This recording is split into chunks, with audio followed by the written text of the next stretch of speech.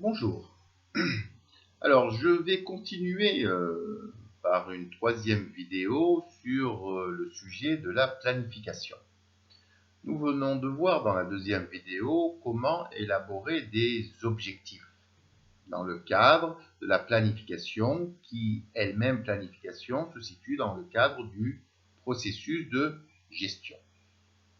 Nous avons vu aussi qu'il y a une autre action à réaliser qui est l'action de diagnostic. Alors, pour réaliser un diagnostic, nous avons un outil très utilisé en management qui s'appelle l'outil SWOT. S-W-O-T. Quand on dit SWOT, ça veut dire Strength, Weakness, Opportunity et enfin Threat. C'est-à-dire force, faiblesse, opportunité, menace. Alors, pour élaborer le diagnostic de la situation d'une entreprise, il faut se mettre à la place de l'entreprise. Alors, il existe des éléments dans la vie de l'entreprise, des caractéristiques qui sont des faits, qui existent, qui peuvent être des caractéristiques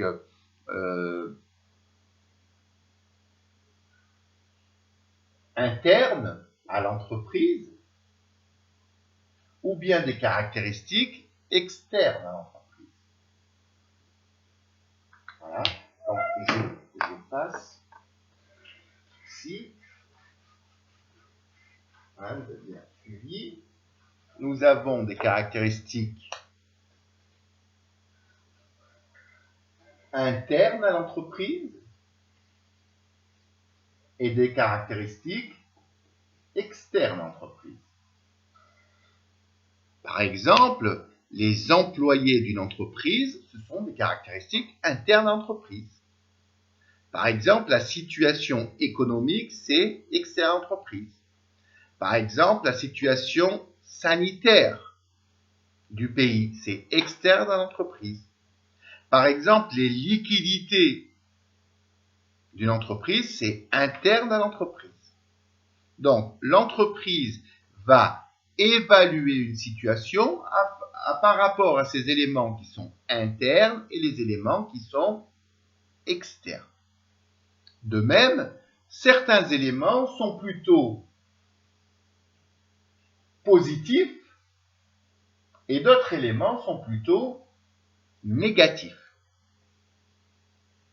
Donc, s'il y a des éléments positifs, on les mettra de ce côté-là. S'il y a des éléments négatifs, on les mettra de ce côté-là. Donc, on voit qu'il y a des éléments qui sont positifs et internes, des éléments qui sont négatifs et internes, des éléments qui sont positifs et externes, et des éléments qui sont négatifs et externes.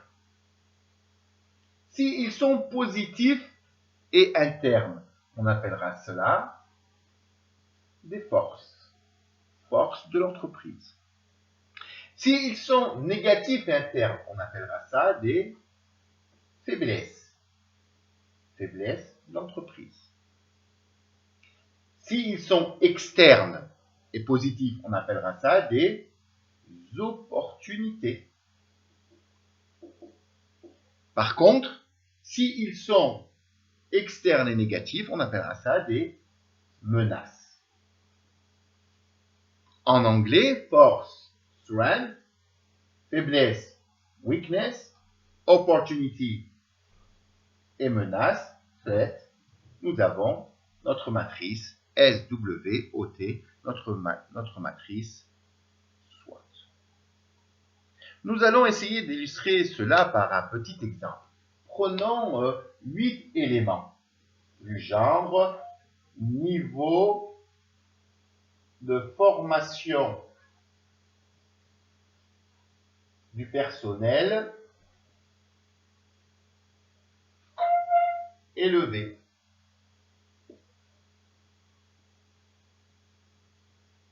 inflation dans le pays. Manque de liquidité de l'entreprise.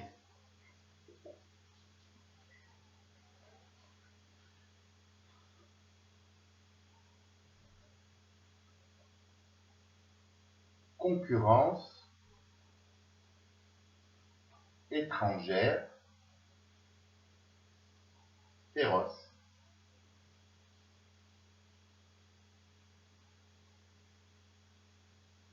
Ouverture des marchés étrangers pour nos produits.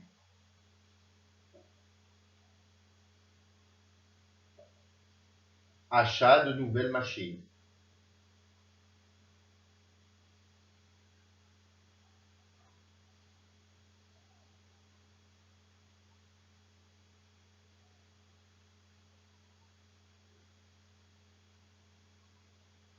Manque de personnel logistique.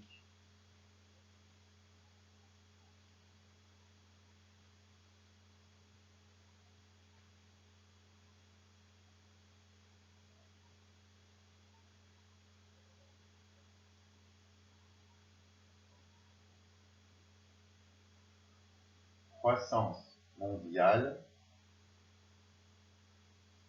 en augmentation. 1, 2, 3, 4, 5, 6, 7, 8. Voilà, 8 éléments, des éléments qui peuvent exister dans la vie de tous les jours d'une entreprise. Comment l'entreprise va réfléchir avec ces éléments-là. Bien sûr, vous voyez que la complexité de la vie d'entreprise fait qu'il y a beaucoup plus d'éléments que cela, et fait que d'où l'utilité d'une entreprise à développer ce qu'on appelle un système d'information, un système de veille commerciale, un système de veille technologique, de manière à ce qu'elle puisse avoir de manière constante, constamment, une évaluation réelle, en temps réel, de la situation, de sa situation. Alors, ici pour illustrer, donc on a petit a, croissance mondiale en augmentation, croissance économique en augmentation mondiale. Petit 2, niveau de formation du personnel élevé, niveau de formation du personnel d'entreprise élevé. Petit 3, inflation dans le pays. Petit 4, manque de liquidité de l'entreprise. Petit 5, concurrence étrangère féroce. Petit 6, ouverture des marchés étrangers pour nos produits. Petit 7, achat de nouvelles machines par notre entreprise. Et petit 8, manque de personnel logistique. Alors, on a cette situation, on va essayer de faire un diagnostic pour voir dans quelle mesure et comment on peut atteindre notre objectif.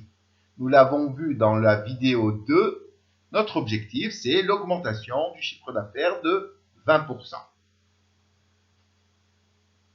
Petit 1, croissance mondiale en augmentation. Alors, la croissance mondiale, est-ce que c'est interne ou externe? C'est externe. Donc, ça ne peut être que dans cette partie-là. Est-ce qu'elle est positive ou négative? La croissance mondiale en augmentation, c'est positif. Donc, si c'est externe et positif, c'est une opportunité. Le petit 1, il est là. Voilà pour le petit 1. Deuxième élément, petit 2, niveau de formation du personnel élevé. Le niveau de formation, est-ce que c'est interne ou externe? Niveau de formation du personnel, c'est interne. Donc, c'est là. Est-ce que c'est positif ou négatif? Si le personnel il a un bon niveau de formation, c'est positif. Donc, c'est une force. Petit 2. Petit 3, inflation dans le pays. L'inflation, est-ce que c'est interne à l'entreprise ou bien externe à l'entreprise? Le point de vue, c'est toujours l'entreprise. Non pas l'économie du pays, c'est l'entreprise. Donc, Inflation dans le pays, c'est à l'extérieur d'entreprise. Donc c'est externe. Est-ce que c'est positif ou négatif l'inflation? L'inflation, c'est toujours négatif. Donc c'est une menace. Petit 3. Petit 4, manque de liquidité de l'entreprise. Manque de liquidité. Souyou, on appelle ça en arabe. Liquidité, il n'y a pas assez d'argent. L'entreprise, est-ce que c'est interne ou externe? C'est interne. Est-ce que c'est positif ou négatif? C'est négatif. Donc, c'est une faiblesse. Concurrence étrangère féroce. Petit 5, concurrence étrangère féroce.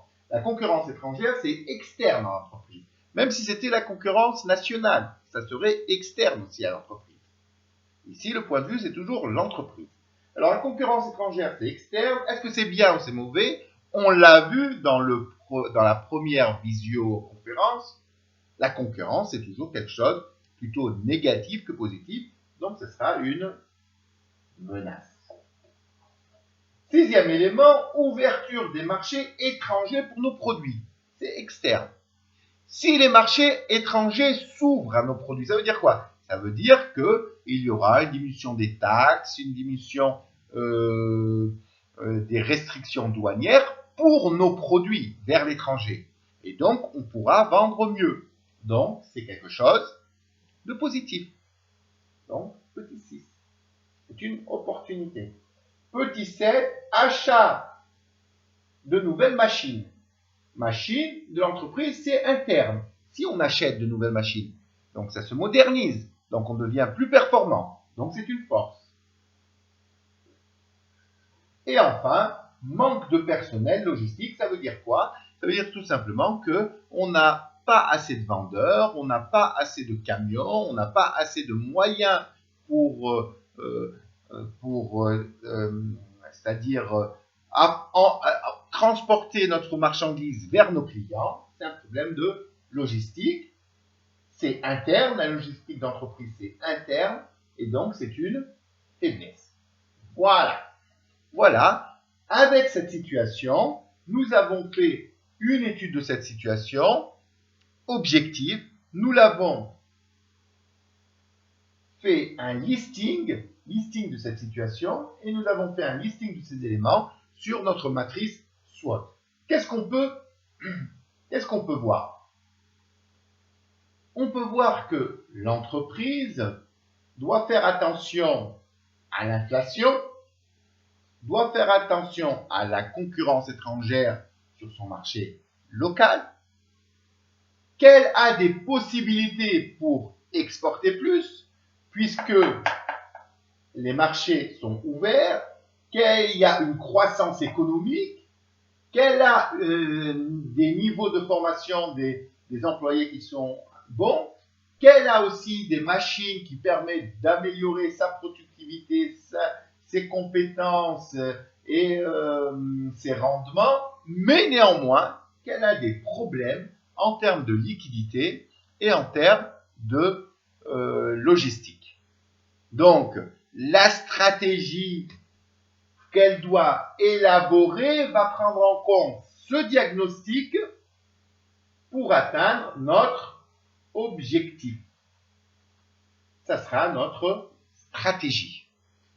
Donc, en fonction de cette matrice SWOT, pour atteindre notre objectif, nous allons élaborer une stratégie.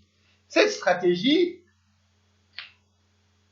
toute stratégie consiste à consolider les points positifs, nos forces, et utiliser notre personnel, nos nouvelles machines, consolider, profiter de cette ouverture des marchés étrangers pour faire de l'exportation. Mais attention, pour cela, il faut avoir plus de moyens financiers, par exemple en mettant une ouverture du capital, par exemple en recourant au crédit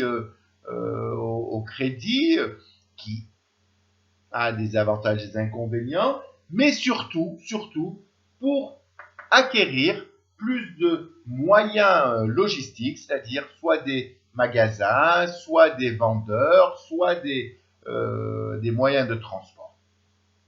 Enfin, faire attention à l'inflation, surveiller donc l'évolution des prix et faire attention à la concurrence étrangère pour voir est-ce que sur les créneaux qu'on va choisir, est-ce que cette concurrence est plus forte que nous ou pas, et choisir les segments de marché, les créneaux où on peut s'imposer.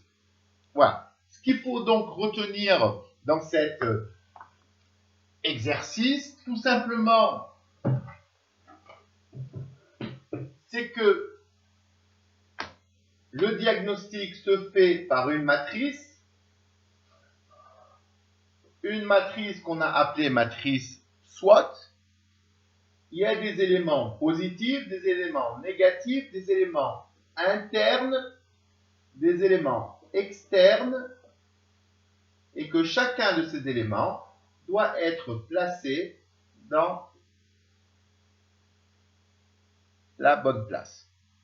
Cet outil nous permet de faire un diagnostic, c'est-à-dire de faire tout simplement un listing de la situation pour ne rien oublier et pour montrer ce qu'il faut consolider, le positif, et de quoi il faut se protéger ou bien améliorer, le négatif.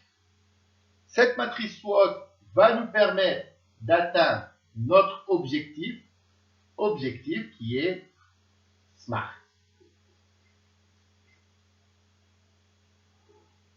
Voilà. Alors, tous ces éléments objectifs SMART, matrice SWOT, entrent dans une démarche que vous avez dans votre cours qui s'appelle la démarche de planification. Première étape, le diagnostic avec le SWOT et le PESTEL. On l'a vu, c'est l'étude du macro-environnement. Vous l'avez dans la dans la première vidéo, le macro-environnement. Ensuite, vous avez la vision. La vision, c'est l'état futur souhaité. Donc, cet objectif, vous avez un premier objectif SMART, un deuxième objectif SMART, un troisième objectif SMART, un quatrième objectif SMART. Objectif 1, objectif 2, objectif 3. Un ensemble d'objectifs vont vous permettre d'obtenir une sorte de photographie, par exemple, niveau commercial, niveau financier, niveau technologique, niveau ingénierat, niveau technique, etc. Ces ensembles d'objectifs vont nous permettre d'avoir une photographie de l'état futur souhaité que l'on appelle la vision. Donc, la vision, c'est quoi? C'est un état futur souhaité. Voilà. D'accord? Donc, vous avez fait un diagnostic, vous avez un état futur souhaité, c'est-à-dire comment vous voulez que l'entreprise soit dans le futur, votre projet. Vous avez réalisé une analyse de la situation grâce à votre matrice SWOT. Vous avez fait vos prévisions dans l'avenir. Vous avez vos objectifs SMART. Et donc, vous allez mettre en place ce qu'on appelle votre stratégie. En petit 5, on a ici programmation des actions pour atteindre les objectifs. Donc, je répète cela pour conclure avec cette étape de planification.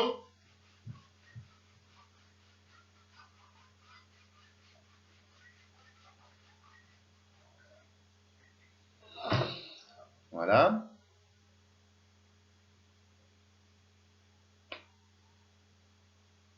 Donc,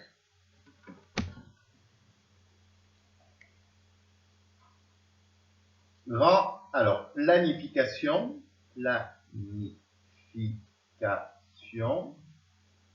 grand 1, diagnostic, on l'a vu avec la matrice SWOT et PESTEL. Grand 2, la vision de l'entreprise, c'est-à-dire l'état futur souhaité. Exemple de vision, je veux devenir le leader mondial dans le domaine de la pharmacie. Je veux devenir le spécialiste des médicaments biologiques. je veux devenir, etc., etc. Grand 3, mise en place, on l'a présenté, voilà, d'une analyse de la situation. Donc, vous avez votre diagnostic, vous analysez la situation et vous dites qu'est-ce qu'il faut faire pour atteindre cette vision. Pour atteindre cette vision, il vous faut élaborer des objectifs qui doivent être SMART, et enfin, mettre en place une programmation, on a appelé ça aussi une stratégie, une programmation, qui est la traduction opérationnelle de la stratégie, c'est-à-dire qu'est-ce qu'on va faire et comment on va le faire. Ainsi, une fois qu'on a terminé ces 5 éléments de la planification, on pourra passer à l'autre élément suivant, l'organisation, la direction et le contrôle. Je vous remercie pour votre attention. J'attends vos réactions, j'attends vos questions et je vous ferai part prochainement d'une série de TD par mail sur lesquels vous aurez des éléments pour vous exercer sur cette étape de notre cours. Je vous remercie pour votre attention. Bon confinement. Au revoir.